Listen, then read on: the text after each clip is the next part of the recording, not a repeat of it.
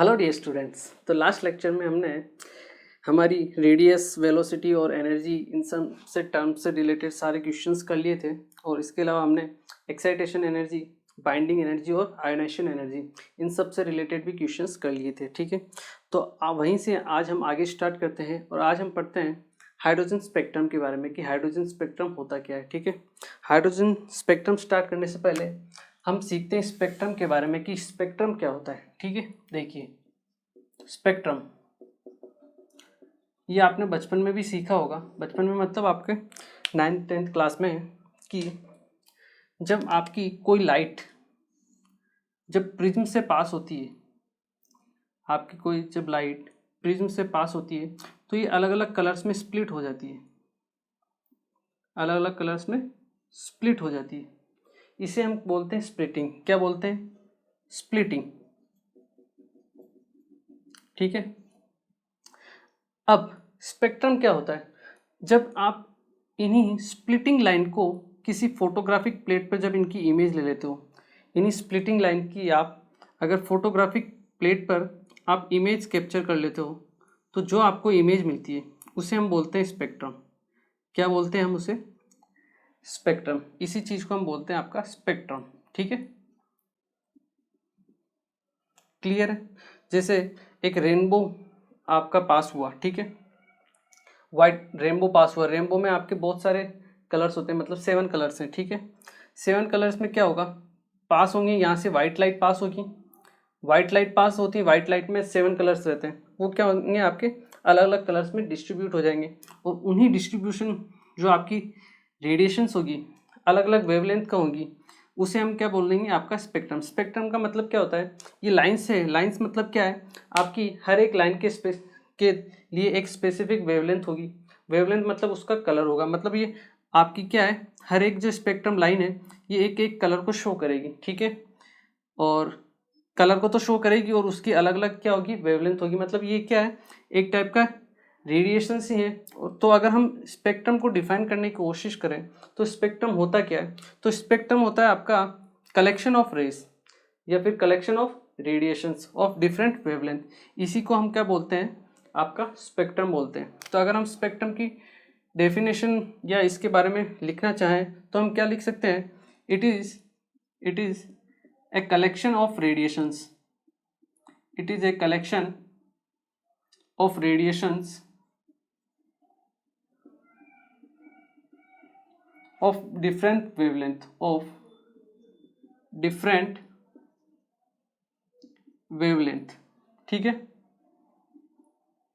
देखिए ये होती है आपकी स्पेक्ट्रम के बारे में, नॉर्मल स्पेक्ट्रम है ये। ठीक है ना। अब होता है टाइप्स ऑफ स्पेक्ट्रम। स्पेक्ट्रम कितने टाइप्स के होते हैं? स्पेक्ट्रम आपके मेनली 2 टाइप के होते हैं। एक होता है एब्जॉर्प्शन स्पेक्ट्रम और एक होता है इमिशन स्पेक्ट्रम। ठीक है, एब्जॉर्प्शन स्पेक्ट्रम में क्या होता है? आपका नाम से ही हम पता चल सकता है, इसमें क्या होगी? कुछ ना कुछ रेडिएशंस क्या होगी? एब्जॉर्ब होगी।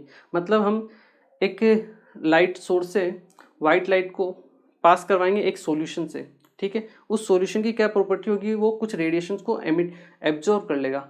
उसके बाद जो बची हुई आपकी रेडिएशन है वो आपकी कहाँ पे आके गिरेगी? आपकी इस फोटोग्राफिक प्लेट पे, और इससे जो स्पेक्ट्रम बनेगा, जो पैटर्न बनेगा, उसे ही हम क्या बोलेंगे? Absorption spectrum. ठीक है, वो देखते हैं हम कि एब्जॉर्प्शन स्पेक्ट्रम कैसे बनता है। ठीक है, इसको एक बार आप नोट कर लीजिए अगर नॉर्मल करना चाहो तो। ठीक है, देखिए अब हम बात करें किसकी? एब्जॉर्प्शन स्पेक्ट्रम की, कि होता क्या है।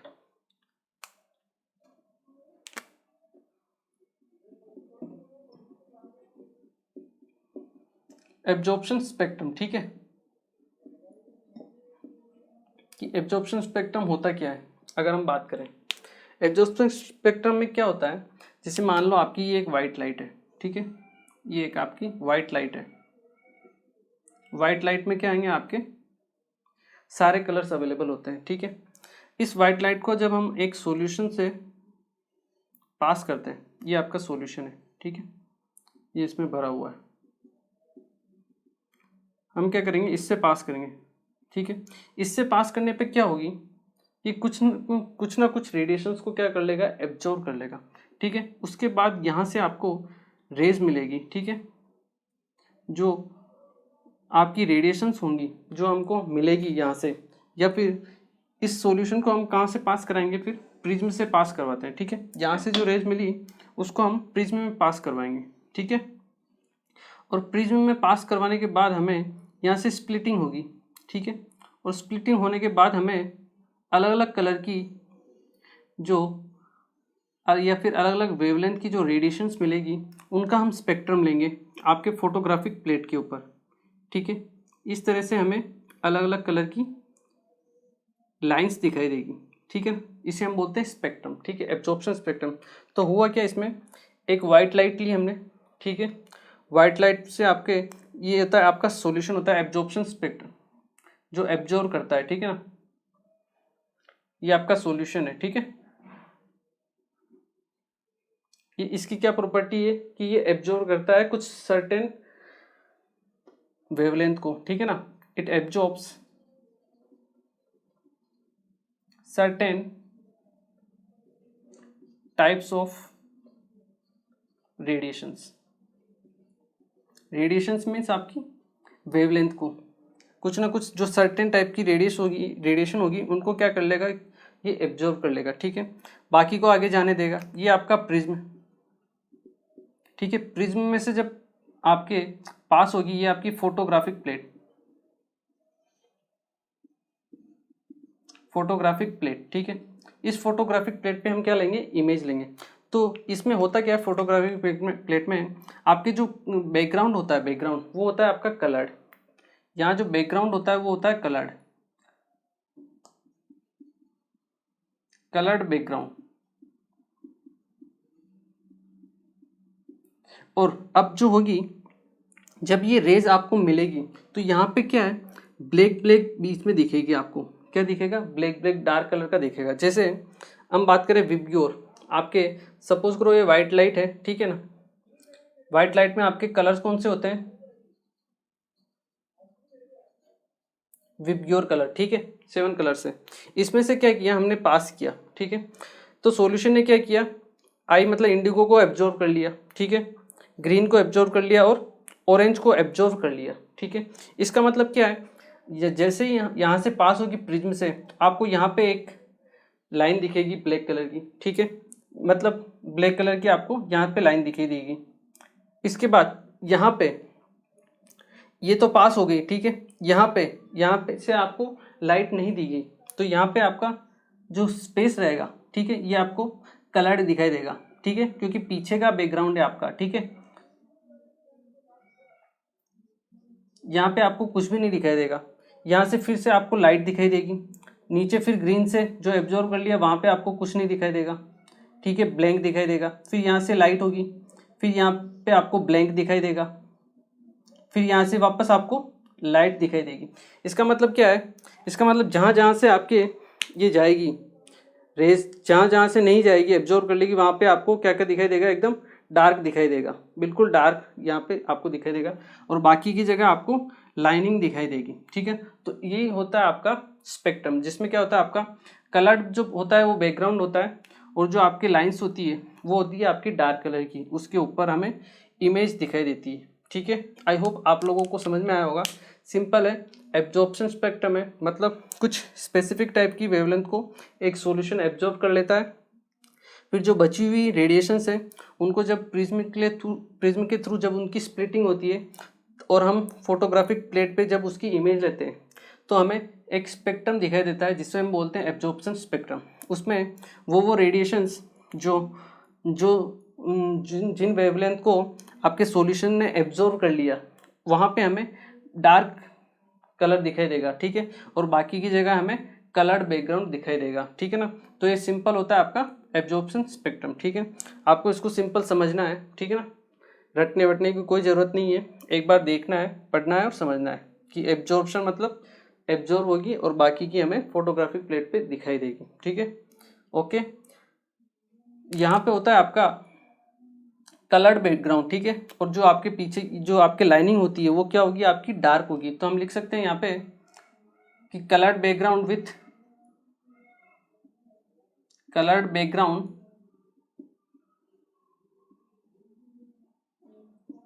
विथ डार्क लाइंस, ठीक है ना। ये चीज़ आपको ध्यान रख लेनी है। कलर आपका जो बैकग्राउंड है फोटोग्राफिक प्लेट का वो क्या है, कलर्ड, और उसके ऊपर आपको डार्क लाइन दिखाई देगी। डार्क लाइन का मतलब क्या है, वहाँ पे जो वो लाइन्स है वहाँ पे आपकी रेडिएशंस नहीं आई है, इसलिए वो डार्क है। मतलब उन वेवलेंथ की रेडिएशंस को इस सॉल्यूशन ने क्या कर लिया है, एब्जॉर्ब कर लिया है, ठीक है ना। तो coloured background with dark lines, ये होता है आपका एब्जॉर्प्शन स्पेक्ट्रम, ठीक है। इसे नोट कीजिए। फिर हम पढ़ते हैं इमिशन स्पेक्ट्रम के बारे में, ठीक है। एक बार आप इसे नोट कीजिए। ओके, तो आई होप ये आप लोगों ने नोट कर लिया होगा, ठीक है ना। देखिए, ये होता है आपका एब्जॉर्प्शन स्पेक्ट्रम, जिसमें आपका बैकग्राउंड तो क्या होता है, कलर्ड, और उसके ऊपर जो लाइंस होती है वो क्या होती है आपकी, डार्क, ठीक है ना। अब हम बात करते हैं सेकंड टाइप का स्पेक्ट्रम, वो है आपका इमिशन स्पेक्ट्रम, ठीक है ना। इमिशन स्पेक्ट्रम,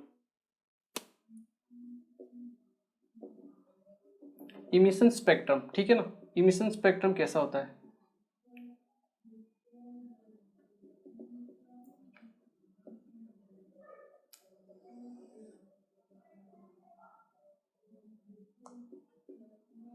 इमिशन स्पेक्ट्रम, ठीक है ना। इमिशन स्पेक्ट्रम की अगर हम बात करें तो होता क्या है, ये और सिंपल होता है। इसमें क्या होता है, आप किसी भी लाइट सोर्स से, ठीक है ना, आपका कोई भी सोर्स है, इससे डायरेक्ट आप लाइट पास करो प्रिज्म के ऊपर, ठीक है।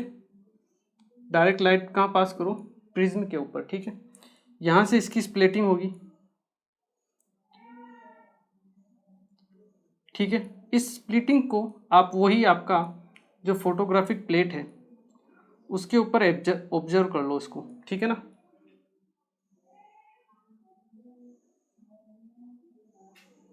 सिंपल, इसे ही हम क्या बोलते हैं, इमिशन स्पेक्ट्रम। इसमें आपका एब्जॉर्प्शन नहीं होता है किसी भी लाइट का, ठीक है। क्योंकि यहाँ पे किसी भी लाइट का एब्जॉर्प्शन नहीं हुआ है, इसका मतलब जितनी इसमें कलर्स होंगे, जितने आप इसमें रेडिएशंस होंगे, जितने टाइप के वेवलेंथ होंगी इन अलग अलग रेडिएशंस में, वो सब कलर हमें यहाँ पे अपीयर होंगे, ठीक है ना। ये आपका हो गया, आपका ये आपका फोटोग्राफिक प्लेट, ठीक है, और ये आपका प्रिज्म। तो मतलब यहाँ पे हमें कलर्ड लाइन दिखाई देगी। कौन सी लाइन, कलर्ड। और यहाँ पे जो बैकग्राउंड होगा क्या होगा आपका, डार्क बैकग्राउंड अपीयर। तो ये हमें कैसा दिखाई देगा, appears like colored line, appears like colored line on dark background। आपके डार्क बैकग्राउंड पे आपको जो लाइंस दिखाई देगी वो कलर दिखाई देगी। क्यों, क्योंकि इसमें एक भी आपकी रेडिएशंस या एक भी वेवलेंथ जो कलर शो करती है वो एब्जॉर्ब नहीं हुई, जितनी थी इसमें कंप्लीट वो सारी की सारी है ये। तो आपका पीछे आपका डार्क बैकग्राउंड दिखेगा और यहाँ पे आपको लाइंस दिखेगी, ठीक है। लास्ट वाले जो एब्जॉर्प्शन था उसमें क्या था, आपका पीछे का जो बैकग्राउंड था वो कलर्ड था और लाइंस जो थी वो डार्क थी। यहाँ पे आपका लाइंस कलर्ड है और जो बैकग्राउंड है वो क्या है आपका डार्क, ठीक है। ये होता है सिंपल इमिशन स्पेक्ट्रम। अगर इसकी बात करें तो ये होता है आपके दो टाइप का। कितने टाइप का होता है ये आपके, दो टाइप का होता है, ठीक है ना। वो हम देख सकते हैं। दो टाइप कौन कौन से होंगे, एक तो होगा कंटिन्यूस और एक होगा आपका डिसकंटिन्यूस, ठीक है ना। दोनों हम देख लेते हैं क्या क्या उनके वर्क फंक्शन होते हैं, ठीक है। देखिए, अगर हम बात करें कंटिन्यूस की, किसकी बात करें हम, कंटिन्यूस स्पेक्ट्रम की अगर हम बात करें, दो स्पेक्ट्रम है इसके, यही हम देख लेते हैं। एक तो होता है आपका कंटिन्यूस स्पेक्ट्रम,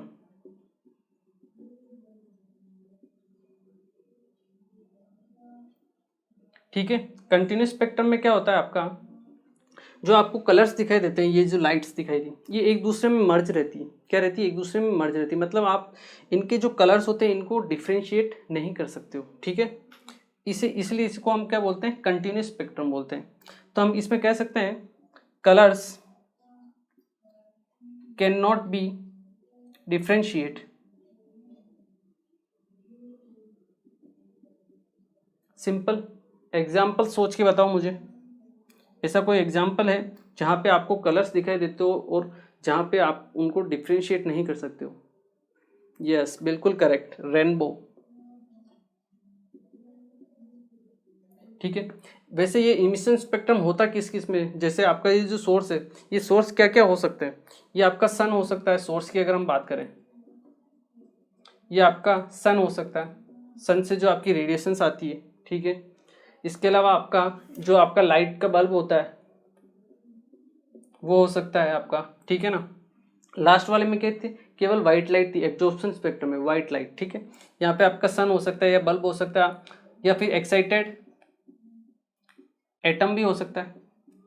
एक्साइटेड एटम में क्या होता है, जब इलेक्ट्रॉन एक्साइट होता है तो वो जब वापस नीचे आता है, मतलब तो वो क्या करता है, आपका वेवलेंथ को इमिट करता है, एक रेडिएशन के फॉर्म में, एक फोटोन के फॉर्म में रेडिएशन को इमिट करेगा, ठीक है ना, जो पर्टिकुलर किसी ना किसी वेवलेंथ की होगी।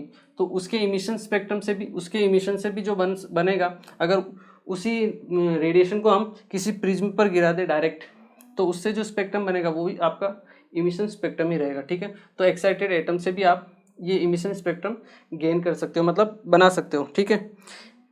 तो रेनबो तो इसका एग्जांपल हो गया, एक तो कंटिन्यूस स्पेक्ट्रम हो गया, ठीक है ना, ये आपके इमिशन स्पेक्ट्रम के टाइप है, ठीक है। एक और इसका जो सेकंड टाइप होता है वो है आपका डिसकंटिन्यूस। क्या है आपका, discontinuous, discontinuous spectrum. Discontinuous spectrum में क्या होगा, बिल्कुल आप बता सकते हो, इसमें कलर्स क्या होंगे, आपको डिफ्रेंशिएट होंगे, मतलब आपको दिखाई देगा कि यहाँ पे एक कलर था, उसके बाद वो कलर खत्म हुआ, फिर नीचे से सेकंड कलर स्टार्ट हुआ, ठीक है ना, मतलब बीच में कुछ ना कुछ स्पेस रहेगा, ठीक है।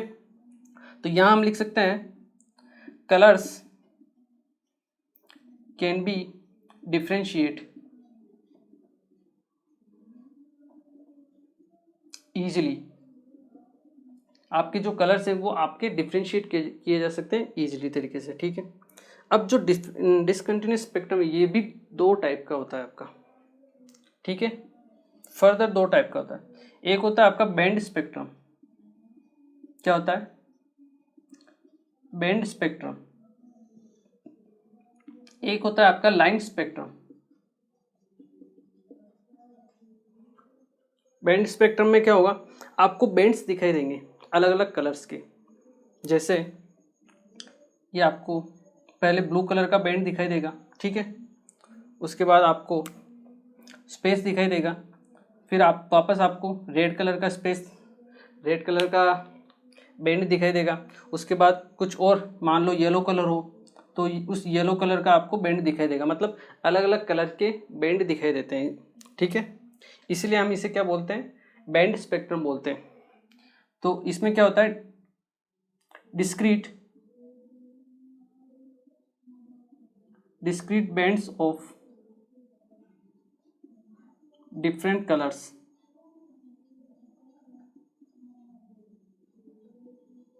आर ऑब्टेन, ठीक है। हमें क्या अलग अलग कलर के बैंड हमें मिलते हैं, इसलिए हमें इसे क्या बोलते हैं, band spectrum. Line spectrum, line spectrum में क्या होगा, यहाँ पे आपको लाइंस दिखाई देगी, ठीक है, क्या दिखाई देगी, लाइंस। तो हम क्या कह सकते हैं इसके लिए, डिस्क्रीट लाइन। डिस्क्रीट मीन्स अलग अलग, lines of different colour, lines of different colours, different colours are obtain.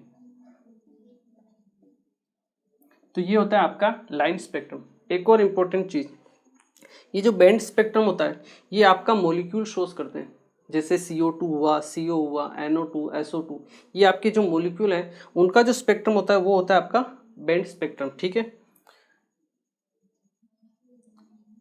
This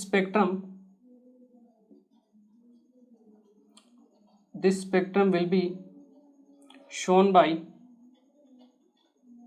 molecules, ये मॉलिक्यूल्स के द्वारा शो किया जाएगा। लाइन स्पेक्ट्रम ये होता है एटॉमिक स्पीसीज के द्वारा, जैसे हाइड्रोजन हुआ, ठीक है, लिथियम हुआ, ये जो आपके एटम रहेंगे उनका स्पेक्ट्रम कौन सा होता है आपका, लाइन स्पेक्ट्रम। तो हम कह सकते हैं this spectrum will be shown by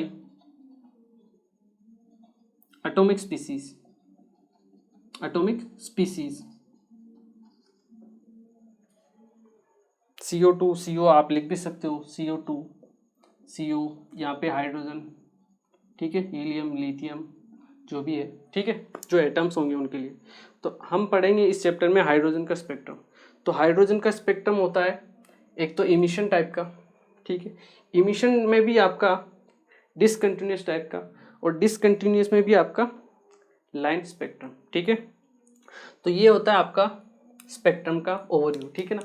इसमें ऐसा कुछ खास नहीं रहता है, बस केवल एक बार आपको थोड़ा सा ध्यान रखना होता है कि एब्जॉर्प्शन में कुछ रेडिएशंस एब्जॉर्ब हो जाते हैं और बाकी बचे हुए दोबारा आपको फोटोग्राफिक प्लेट पे दिखाई देते हैं एक एज ए डार्क लाइन, ठीक है।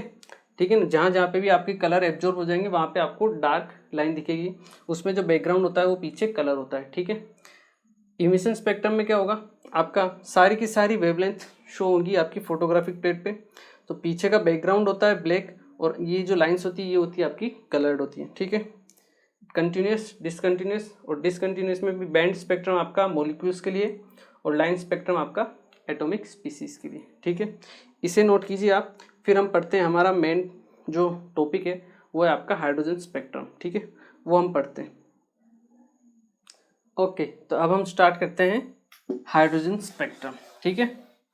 तो हाइड्रोजन स्पेक्ट्रम की बात करें तो वो इमिशन टाइप का होगा, डिसकंटिन्यूस टाइप का होगा और फिर लाइन स्पेक्ट्रम बनेगा, ठीक है। ओके, देखिए अब हम बात करते हैं हाइड्रोजन स्पेक्ट्रम की।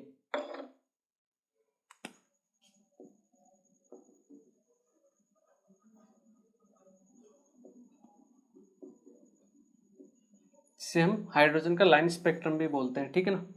देखिए लाइन स्पेक्ट्रम, इसकी अगर हम बात करें तो मान लो सपोज करो ये आपका n बराबर 1 फर्स्ट आपका एनर्जी लेवल, ठीक है। फिर n equal to 2, n equal to 3, n equal to 4, n equal to 5। तो होता क्या है, जैसे ही आपका इलेक्ट्रॉन एक्साइट होता है, ठीक है, इलेक्ट्रॉन एक्साइट होके मान लो पहुंच गया आपका 5th लेवल पे, या फिर सपोज करो 4th पे पहुंच गया, ठीक है। एक्साइट होके 4th पे पहुंच गया, ठीक है, एनर्जी ली उसने और एक्साइट होके आपका 4th पर पहुंच गया, ठीक है। अब क्या होता है, हम क्या कर सकते हैं, इलेक्ट्रॉन को फर्स्ट लेवल से किसी भी लेवल पे पहुंचा सकते हैं। ये अपने ऊपर डिपेंड करता है कैसे, जैसे इसका जो एनर्जी की वैल्यू है n बराबर 4 के लिए वो है आपकी 0.85 इलेक्ट्रॉन वोल्ट, ठीक है। और फर्स्ट शेल के लिए -13.6 इलेक्ट्रॉन वोल्ट, ठीक है। इन दोनों के एनर्जी गैप के डिफरेंस के बराबर, और एनर्जी गैप क्या था, अराउंड 12.75। इसका एनर्जी गैप कितना था आपका 12.75, ठीक है। तो 12.75 इलेक्ट्रॉन वोल्ट अगर आप एनर्जी दे देते हो, इन दोनों के बीच के जो डिफरेंस है दैट इज 12.75, ठीक है, इलेक्ट्रॉन वोल्ट।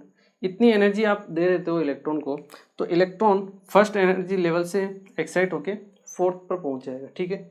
अब उसके बाद क्या है, वो 4th से किस एनर्जी लेवल पे आता है वो हम डिसाइड नहीं करते, ठीक है।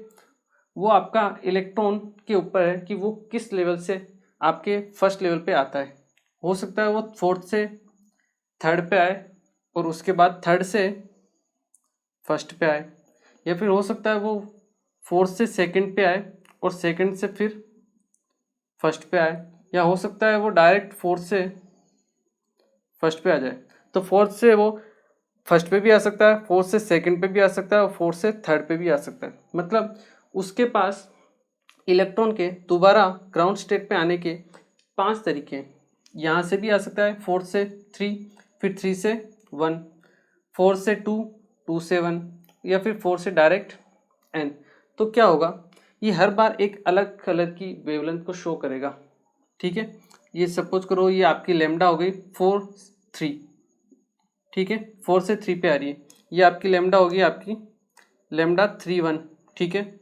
ये होगी लेमडा आपकी 4, 2, ये होगी आपकी लेमडा 2, 1, मतलब 2 से 1 पे आ रहा है, ठीक है।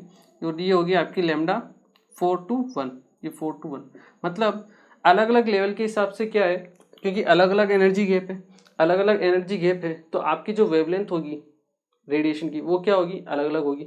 मतलब हमें हर बार एक अलग वेवलेंथ मिलेगी, अलग वेवलेंथ मिलेगी मीन्स उसके रेस्पेक्टिव में अलग अलग कलर शो होंगे, ठीक है। तो ये होता है आपका हाइड्रोजन स्पेक्ट्रम, ठीक है। सिंपल सी बात होती है। ये जो इलेक्ट्रॉन होता है, ये मान लो किसी भी एक्साइटेड स्टेट पे जब रहता है, ये अराउंड लगभग 10⁻⁸ सेकंड तक ही वहाँ रहता है। कितना? 10⁻⁸ सेकंड तक, ठीक है। उसके बाद वो तुरंत वापस अपने लोअर शेल पे आ जाता है, ठीक है। तो इसकी अगर थ्योरी के बारे में बात करें तो थ्योरी में हम इसमें क्या लिख सकते हैं कि when an electron gets energy and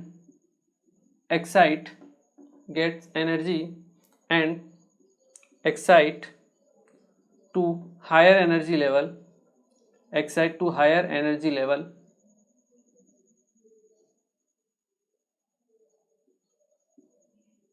and it rest there, or not rest, we can say it stay there only for 10⁻⁸ second. It stay there only for 10⁻⁸ second and falls back to lower energy cells, and in this process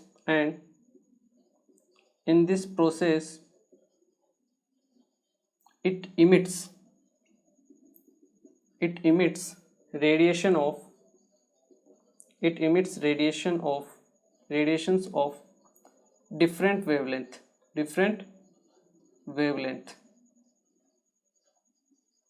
ये क्या करता है? Different wavelength के radiation emit करता है, जिसकी वजह से हमें कलर भी शो होता है, ठीक है। ये होती है इसकी थ्योरी केवल, ठीक है। सिंपल है। अब हम बात करते हैं हाइड्रोजन स्पेक्ट्रम के लिए कि first level, second, third, fourth और फिफ्थ के लिए कौन कौन सी आपकी लाइंस बन सकती है। देखिए, अगर हम बात करें, एक ग्राफ नहीं है, ये नॉर्मल है। अगर हम बात करें n=1 के लिए, किसके लिए? n=1 के लिए, ठीक है।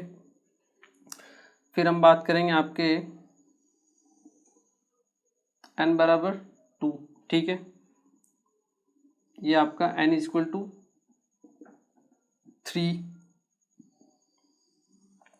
n=4। ये आपके क्या है? डिफरेंट एनर्जी लेवल्स है, ठीक है।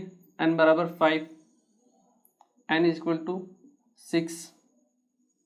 हर बार एनर्जी जो लेवल है, गैप है, वो क्या होता जा रहा है? आपका स्मॉल होता जा रहा है, ठीक है। और ये आपके कहाँ तक जा रही है? आपकी n=∞ तक, ठीक है। n=∞। क्लियर? अब देखिए, एक इलेक्ट्रॉन है, ठीक है। अगर फर्स्ट पे आता है आपका कोई भी इलेक्ट्रॉन है, n=1 पर उसके आने की कौन कौन सी सीरीज है, मतलब किस किस तरीके से वो n=1 पर आ सकता है। या तो वो 2 से 1 पे आए, या फिर आपका 3 से 1 पे आए, या फिर आपका 4 से 1 पे आए, 5th से 1 पे आए, 6 से 1 पे आए, मतलब हम केवल 1 के लिए अभी बात कर रहे हैं। या फिर 7 से 1 पे आए, या फिर आपका इनफाइनाइट, मतलब ऊपर किसी भी लेवल से आपके 1 पर आए, ठीक है। तो इससे आपको क्या एक सीरीज मिलती है? क्या मिलती है? सीरीज मिलती है स्पेक्ट्रम की, ठीक है ना। अलग अलग स्पेक्ट्रम की जो आपकी वेवलेंथ मिलेगी, आपका क्या है? एनर्जी लेवल क्या है? आपके डिफरेंट है, ठीक है। एनर्जी गैप आपका डिफरेंट है, तो इससे जो वेवलेंथ इमिट होगी वो भी क्या होगी? अलग अलग होगी, ठीक है। और इसके रिस्पेक्ट में आपको जो कलर्स दिखाई देंगे वो भी क्या होंगे? अलग अलग, मतलब आपको एक स्पेक्ट्रम दिखाई देगा, ठीक है। अब आपका जो इलेक्ट्रॉन है वो कहीं से भी आए, ऊपर किसी भी हायर लेवल से आए, अगर वो n=1 पर आता है तो उसे हम बोलते हैं लाइमन सीरीज। क्या बोलते हैं? लाइमन सीरीज बोलते हैं, ठीक है। आई होप ये आप लोगों ने नोट कर लिया होगा, ठीक है ना। इसको एक बार आप नोट कर लेना, ठीक है। इसे हम बोलते हैं लाइमन सीरीज, ठीक है। इसी तरह आपका जो इलेक्ट्रॉन है सेकेंड लेवल पे भी आ सकता है। कहाँ से आएगा? हो सकता है वो थर्ड से आए, या फिर आपका फोर्थ से आए, फिफ्थ से आए, 6 से आए, 7th से आए, या फिर किसी भी हायर अपर लेवल से आपके सेकंड पे आए, अगर वो सेकंड पे आ रहा है तो उसे हम बोलते हैं बामर सीरीज। क्या बोलते हैं? बामर सीरीज। ठीक है, देखिए ये आप लोगों ने आई थिंक नोट कर लिया होगा। ठीक है, हम यहाँ पे क्या एक जो वेवलेंथ डिसाइड करते हैं ना, वेवलेंथ कि आपके जो इलेक्ट्रॉन है वो कितनी मीटर की है, मतलब कितने एंगस्ट्रॉम की वेवलेंथ को इमिट करेगा, वो हम फाइंड आउट करते हैं रिडबर्ग फॉर्मूले के जरिए। ठीक है ना, एक साइंटिस्ट था रिडबर्ग, उसने इनके लिए वेवलेंथ फाइंड आउट करने के लिए एक फॉर्मूला दिया था। ठीक है ना, इसलिए हम उसे रिडबर्ग फॉर्मूला भी बोलते हैं, और उसके जरिए हम लैम्डा की वैल्यू फाइंड आउट कर सकते हैं। 1/λ इक्वल टू होता है आपका are Z square into 1/n1² minus 1/n2 square. ठीक है, इसको हम न्यू बार भी बोलते हैं। ठीक है ना, वेव नंबर हमने देखा था। यहाँ पे आर होता है आपका रिडबर्ग कांस्टेंट। क्या होता है? Rydberg constant. ठीक है, और इसकी वैल्यू क्या होती है? 109,677 सेंटीमीटर इनवर्स। ठीक है, या इसको हम बोल सकते हैं 1.09 इंटू 10⁵ सेंटीमीटर इनवर्स। ठीक है, ये दो वैल्यू होती है। इसके अलावा एक वैल्यू और मैं आपको बता देता हूँ, वो होती है आपकी 1/r के। किसकी? 1/r की वैल्यू। 1/r की वैल्यू होती है 912 एंगस्ट्रॉम। ठीक है ना, ये इंपॉर्टेंट है, इसको आप बहुत सी बार क्वेश्चंस में फाइंड आउट मतलब यूज कर सकते हो। जैसे आपको लैम्डा निकालनी है तो लैम्डा एंगस्ट्रॉम में आएगी। ठीक है, तो वहाँ पे आप 1r की ये वैल्यू ना रख के अगर 1/r की वैल्यू 912 एंगस्ट्रॉम रखोगे तो आपकी जो कैलकुलेशन होगी वो ईजी हो जाएगी। ठीक है, यहाँ पे जो n1 होता है, ये n1 ये होता है आपका लोअर एनर्जी लेवल। क्या होता है आपका? Lower energy level. ठीक है, या शेल। सेकंड जो होता है आपका higher energy shell, higher energy shell या लेवल। ठीक है, मैं दोनों लिख देता हूँ ताकि आपको कंफ्यूजन ना रहे। ठीक है, तो इस फॉर्मूले के जरिए हम क्या कर सकते हैं, आपके वेवलेंथ को फाइंड आउट कर सकते हैं। जैसे आपको बोला है n बराबर 4 से आपके पास आ रही है n बराबर 1 पे। ठीक है, लाइमन सीरीज के लिए अगर हम बात करें तो अगर लाइमन सीरीज की बात हो गई तो यहाँ पे n1 जो होता है आपका ये फिक्स हो जाता है, मतलब वो 1 पे ही आएगा। कहाँ पे आएगा? 1 पे आएगा। हायर लेवल से आए वो कहाँ से आए वो नहीं पता, बट अगर लाइमन सीरीज बोला है तो वो खत्म कहाँ पे हो गए? n1 बराबर 1 पे। ठीक है, ऊपर कहीं से भी आए। ठीक है, यहाँ पे n2 की जो वैल्यू है वो कुछ भी हो सकती है, 2, 3, 4 इन्फानाइट कुछ भी हो सकती है, बट n1 क्या होता है? फिक्स होता है। ठीक है, इसे हम फर्स्ट लाइन ऑफ लाइमन भी बोलते हैं। क्या बोलते हैं? First line of Lyman. इसको हम बोलेंगे first line of Lyman, Lyman series. First line of Lyman कभी कभी क्वेश्चन में बोल दिया जाता है। इसका मतलब क्या है?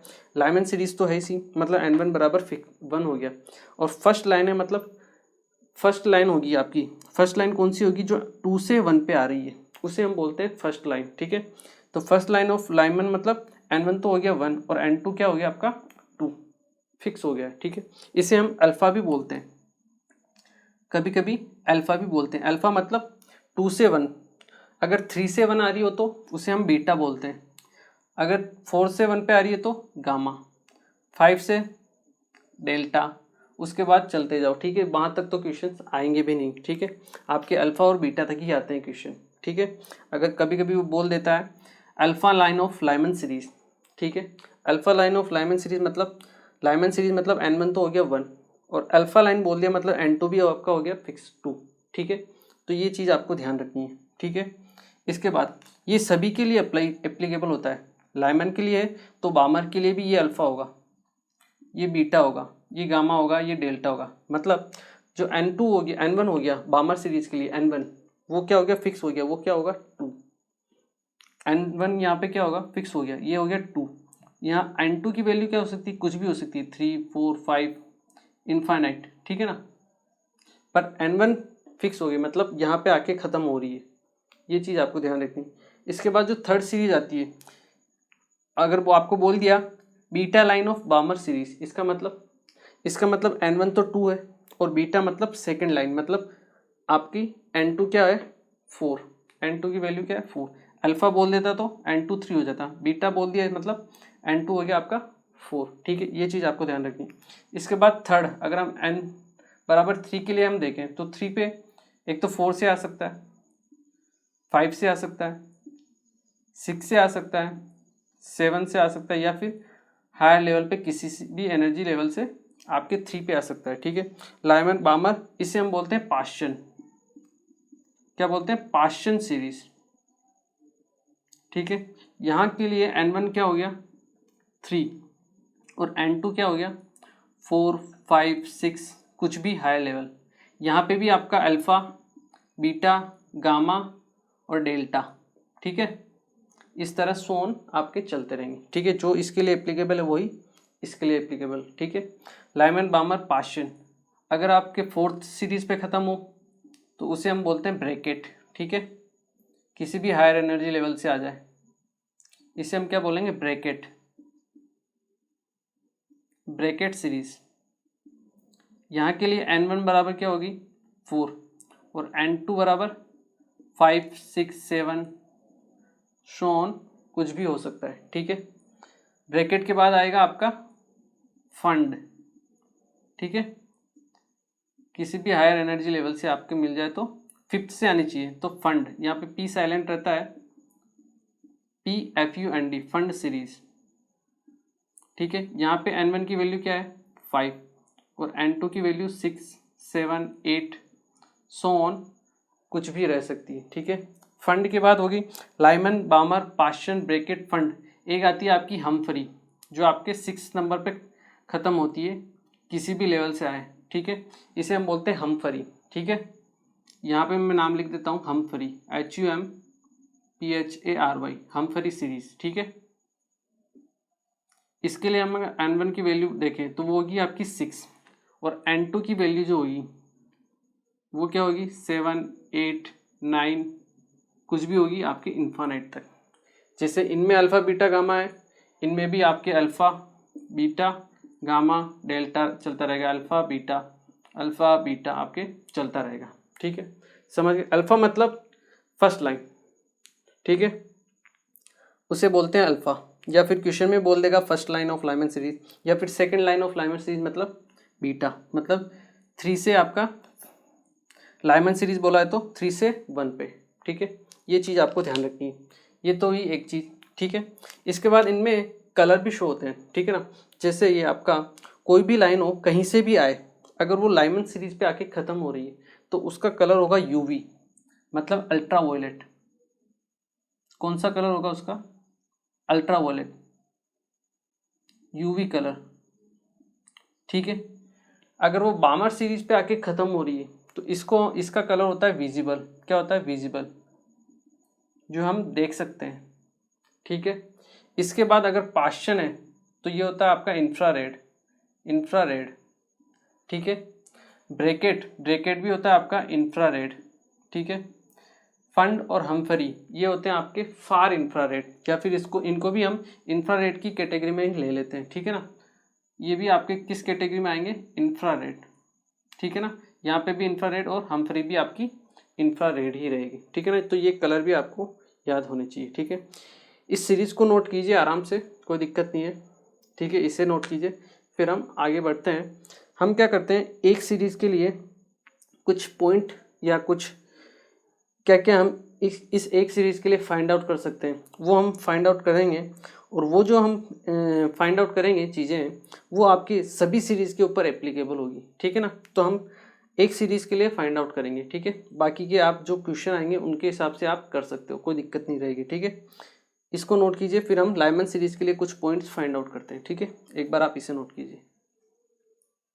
ओके, देखिए अब हम क्या करते हैं, लाइमन सीरीज़ के लिए वेवलेंथ फाइंड आउट करते हैं। ठीक है ना, आपके अलग अलग लेवल के लिए। ठीक है, देखिए अगर हम फाइंड आउट करें आपके first line of Lyman series, first line of Lyman series.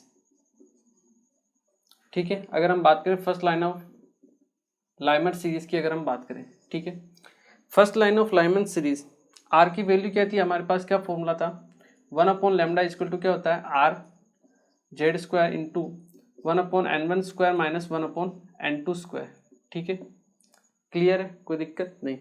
यहाँ पे n1 की वैल्यू क्या है 1, n2 की वैल्यू 2, क्योंकि फर्स्ट लाइन के लिए फाइंड आउट कर रहे हैं, ठीक है। तो यहाँ से हम 1/λ लिखेंगे, वो क्या आएगा आपके आर, हाइड्रोजन की अगर हम बात कर रहे हैं, ठीक है, तो जेड हो गया 1, ठीक है, into 1/1 square minus 1/2 square, 2 square, ठीक है।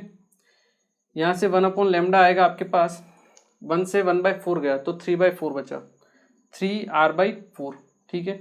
यहाँ से लैम्डा की वैल्यू हो जाएगी 4/3r। कैलकुलेट नहीं करना है और ना आपको याद रखना है, ठीक है। इसे हम लैम्डा अल्फा बोल सकते हैं, ठीक है। कभी कभी इसे एच अल्फा भी बोल दिया जाता है, क्या बोल दिया जाता है, एच अल्फा, ठीक है। एच अल्फा मतलब हाइड्रोजन स्पेक्ट्रम के लिए अल्फा लाइन, ठीक है ना, कोई दिक्कत नहीं है। ये होगी 4/3r, याद नहीं रखनी है, जब क्वेश्चन में आए तो आप बना सकते हो, ठीक है। ये होगी first line of Lyman series, ठीक है। अब अगर हम बात करें सेकेंड लाइन, ठीक है, सेकेंड लाइन के लिए हम बात करें second line of Lyman series, अगर हम बात करें second line of Lyman series, ठीक है, यहाँ पे n1 तो फिक्स है 1, n2 कितना होगा 3, ठीक है। यही फॉर्मूला हम अप्लाई करेंगे, 1/λ क्या होगा r into 1/1 square minus 1/3 square, 1/λ equal to r, 1 से जाएगा 1/9, कितना बचेगा 8/9, ठीक है। ये हो जाएगा इंटू 8/9, यहाँ से लैम्डा की वैल्यू आएगी आपके पास 9/8r। याद नहीं रखनी है, कोई दिक्कत नहीं है, याद नहीं रखनी है, आ जाए तो फाइंड आउट कर सकते हो ना, बस यही आपको ध्यान रखना है, ठीक है। ये हमने फाइंड की लाइमन सीरीज के लिए, आप बामर के लिए फाइंड आउट कर सकते हो, कैसे, n1 की वैल्यू क्या हो जाएगी 2 और n2 की वैल्यू क्या हो जाएगी, अगर फर्स्ट फाइंड आउट करनी है तो 3, वैल्यू रखो सोल्व करो, ठीक है। यहाँ पे भी सेकेंड लाइन निकालनी है तो n1 हो गया 2, n2 हो जाएगा आपका 4, क्लियर, ठीक है। देखिए अभी मैं क्या करता हूँ, इनको मिटा देता हूँ, ठीक है, केवल मैं आपके लाइमन सीरीज रखता हूँ यहाँ पे, ठीक है, बाकी सबको मैं क्या करता हूँ मिटा देता हूँ। देखिए ठीक है, अब हम किसकी बात कर रहे हैं आपके, ये तो होगी फर्स्ट और सेकंड लाइन, ठीक है। अब हमें फाइंड आउट करनी है शॉर्टेस्ट वेवलेंथ, किसके लिए, शॉर्टेस्ट वेवलेंथ, जो आपका थर्ड पॉइंट है वो है आपका line of shortest wavelength, line of shortest wavelength. अगर आपको फाइंड आउट करनी है शॉर्टेस्ट वेवलेंथ की लाइन तो कैसे, देखिए एनर्जी का फॉर्मूला क्या होता है, E=hc/λ। अगर आपको लैम्डा शॉर्टेस्ट चाहिए, मिनिमम चाहिए, तो एनर्जी क्या होगी मैक्सिमम। तो अब आप मुझे बताइए एनर्जी मैक्सिमम कब होगी, मतलब यहाँ से एनर्जी का जो गैप है वो मैक्सिमम कब होगा, n1 तो आपका फिक्स है, अगर आपका इलेक्ट्रॉन कहाँ से आए कि आपके जो एनर्जी का गैप होगा वो सबसे ज़्यादा होगा, मैक्सिमम होगा। क्या 2 से 1 पे आने पे एनर्जी का गैप डिफरेंस ज़्यादा होगा, 3 से 1 पे होगा उससे ज़्यादा होगा, 4 से 1 पे उससे ज़्यादा होगा, 5 से 1 से और ज़्यादा होगा, मतलब इन्फानाइट से अगर 1 पे आए तो वो एनर्जी का गैप क्या होगा सबसे ज़्यादा। तो मतलब यहाँ पे हम कह सकते हैं आपकी, ये तो ठीक है, E max is equal to हम लिख सकते हैं hc/λ मिनिमम, ठीक है, या लैम्डा शॉर्टेस्ट, ठीक है। तो यहाँ पे n1 की वैल्यू तो क्या है आपकी फिक्स है 1, और n2 की जो वैल्यू है वो क्या है आपकी इन्फानाइट, ठीक है। आप वैल्यू पुट कीजिए 1/λ इक्वल टू क्या होता है आपका r इंटू 1/1 स्क्वायर माइनस 1/इन्फानिट स्क्वायर, ये तो टर्म हो गई 0, r ये हुआ 1, तो यहाँ से लैम्डा की वैल्यू क्या आ गई आपके पास 1/r, फाइंड आउट कर सकते हो। इसे हम बोलते हैं शॉर्टेस्ट वेवलेंथ ऑफ, क्या बोलेंगे हम इसे, शॉर्टेस्ट वेवलेंथ, शॉर्टेस्ट वेवलेंथ, किसके लिए? लाइमन सीरीज के लिए, लाइमन के लिए। अगर आपको बामर की पूछ लेता तो यहाँ पे n1 की वैल्यू क्या हो जाती? 2, और n2 की वैल्यू तो इन्फानाइट ही रहती, ठीक है। तो उसके लिए वैल्यू अलग आएगी आपको, ठीक है ना। तो आपको सीरीज का नाम याद रखना है और वो कहाँ पे एंड हो रही है, वो एनर्जी लेवल आपको याद रखना पड़ेगा, ठीक है। अब देखिए इसे हम क्या बोलते हैं, यहाँ पे लेमडा क्या है, ये शॉर्टेस्ट है, ठीक है। n1 1 पे और n2 आपका इन्फानाइट, मतलब इन्फानाइट से आपके इलेक्ट्रॉन कहाँ पे आ रहा है, आपके 1 पे आ रहा है। मतलब इसे हम सीरीज लिमिट के नाम से भी जानते हैं, शॉर्टेस्ट वेवलेंथ और सीरीज लिमिट। सीरीज लिमिट मतलब यहाँ पे आपकी जो सीरीज है वो क्या हो जाती है, खत्म हो जाती है। मतलब इन्फानाइट से आप 1 पे आ गए, मतलब खत्म, इसके आगे कुछ भी नहीं है। इसलिए हम इसे शॉर्टेस्ट वेवलेंथ को क्या बोलते हैं, सीरीज लिमिट भी बोल देते हैं, ठीक है। तो कभी कभी क्वेश्चन कैसे भी पूछा जा सकता है, ठीक है, वो चीज़ आपको ध्यान रखनी पड़ती है, ठीक है। ये तो हो गई शॉर्टेस्ट वेवलेंथ के लिए। आपको लॉन्गेस्ट वेवलेंथ पूछ रहे, चलो कोई दिक्कत नहीं है, वो भी निकाल लेते हैं। Line of longest wavelength. अब लॉन्गेस्ट वेवलेंथ के लिए एनर्जी क्या होगी? Correct, minimum. और मिनिमम कब होगी? जब आपका सेकेंड से किस पे आएगा, 1 पे आएगा। मतलब आपकी n1 की वैल्यू तो 1 है और n2 की वैल्यू क्या होगी, 2, ठीक है। 1 upon lambda that will be equal to r into 1 upon 1 square minus 1 upon 2 square. ये होगी यहाँ से आपकी 1 माइनस 1/4 कितना हुआ, 3/4। तो यहाँ से लेमडा आ जाएगा आपके बाय 4/3r। और आप ध्यान से देखोगे तो ये वैल्यू आपके 4/3r मतलब अल्फा के ही बराबर है, फर्स्ट लाइन के ही बराबर है। तो फर्स्ट लाइन की जो लाइमन सीरीज की वेवलेंथ है वही आपकी लॉन्गेस्ट वेवलेंथ वाली लाइन होती है, ठीक है। ये चीज़ भी आपको ध्यान रखनी है। तो अब ये सब हमने फाइंड आउट की लाइमन के लिए। आप बामर के लिए भी same to same find out कर सकते हो, केवल n1 की वैल्यू चेंज हो जाएगी, 1 से 2 हो जाएगी। लाइमन, बामर, पाशन, ब्रैकेट किसी के लिए भी फाइंड आउट कर सकते हो, चारों चीज़ें, ठीक है, क्वेश्चन के अकॉर्डिंग, ठीक है। आई होप ये आप लोगों को समझ में आया होगा, ठीक है। इसे नोट कीजिए। फिर हम क्या करते हैं, एक टेबल फॉर्म में इनको बना लेते हैं ताकि थोड़ा सा अच्छा रहे, ठीक है। एक बार आप इसे नोट कीजिए।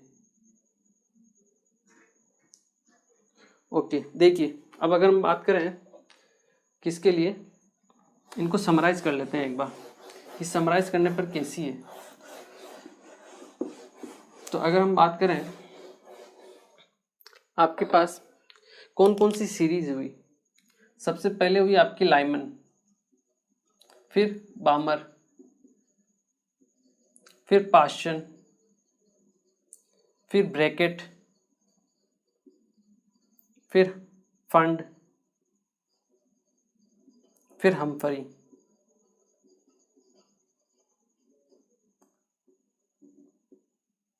ठीक है, यहाँ के लिए अगर हम n1 की वैल्यू फाइंड आउट करें तो n1 की वैल्यू क्या होती है, 1, और n2 की वैल्यू क्या होती है, 2, 3, 4 इन्फाइनाइट तक, ठीक है। इसका जो कलर होता है आपका, जो कलर मैंने आपको बताया था, क्या होता है वो कलर, किस रीजन में लाई करती है ये आपकी वेवलेंथ, आपके रीजन, ये आपके अल्ट्रा वोयलेट रीजन में आपको, मतलब आपको अल्ट्रा वोयलेट कलर की रेस दिखाई देगी, ठीक है। बामर के लिए 2, ये आपका 3, 4, 5 इन्फाइनाइट, रेंज विजिबल, ठीक है। 3, n2 की वैल्यू 4, 5, 6 कुछ भी हो सकती है आपकी, इंफ्रा रेड, ठीक है। ब्रैकेट 4, n1 4, n2 आपका 5, 6, 7 कुछ भी हो सकता है आपका इन्फानाइट तक, ये भी आपका इंफ्रा रेड, ठीक है। फंड आपका 5th, 6, 7, 8 कहाँ तक, इन्फानाइट तक, ये होता है आपका फार इंफ्रारेड, ठीक है। फार इंफ्रारेड या फिर इंफ्रारेड भी इसको बोल देते हैं, कोई दिक्कत नहीं है, ठीक है। 6, ये आपका 7, 8, 9 इन्फानाइट, ये भी आपका फार इंफ्रारेड, ठीक है ना। तो इस तरीके से इस टेबल के जरिए आप क्या कर सकते हो, फाइंड आउट कर सकते हो आपके अलग अलग रीजन्स जो हैं, ठीक है, इस टेबल के फॉर्म में। क्लियर है, ये आपको ध्यान होनी चाहिए, टेबल बिल्कुल इंपॉर्टेंट है। आपको बोला पास्चन सीरीज, तो आपको याद होना चाहिए कि N1 बराबर 3, फर्स्ट लाइन बोला है तो 4, सेकेंड लाइन बोला है तो 5, थर्ड लाइन बोला है तो 6, बीटा लाइन बोला है तो 5, अल्फा लाइन बोला है तो 4। ठीक है, रीजन कौन सा है? इंफ्रारेड। क्लियर है, याद हो जाएगा। ओके, देखिए इसे नोट कीजिए आराम से आप। ठीक है,